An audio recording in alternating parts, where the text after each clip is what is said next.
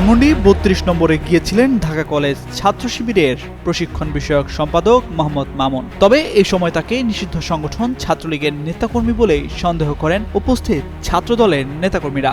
এই ভেবেই তাকে মারধরের অভিযোগ তুলেছেন ধানমন্ডি থানা ছাত্রদলের নেতাকর্মীদের বিরুদ্ধে। বৃহস্পতিবার রাতে ধানমন্ডি ৩২ নম্বরে বাড়ির সামনে এই ঘটনা ঘটে।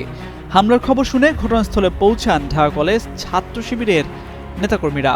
এই সময় ছাত্রদল নেতাদের সঙ্গে বাকবিতণ্ডা হয় তাদের। এক পর্যায়ে উভয় পক্ষের সমঝোতায় বিষয়টি সমাধানে আসে। এ বিষয়ে শিবির নেতা মোহাম্মদ মামুন বলেন, ধানমন্ডি ৩২ নম্বর বাড়ি ঘিরে যে নিরাপত্তা বেষ্টনী দেওয়া হয়েছিল সেটির ভিতরে অনেকেই যাচ্ছিলেন।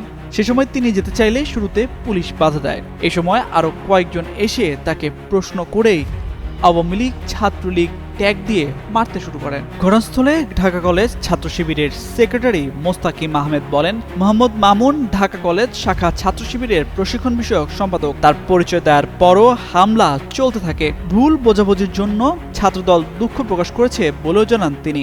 আর এ বিষয়ে ধানমন্ডি থানা ছাত্রদলের সাধারণ সম্পাদক মহিউদ্দিন সরকার জনি বলেন, মামুন যদি শুরুতেই তার পরিচয় নিশ্চিত করতেন তাহলে এই ঘটনা ঘটত না। তার পরিচয় জানার পরই তাকে ছাড়িয়ে নেওয়া হয় বলে দাবি তার।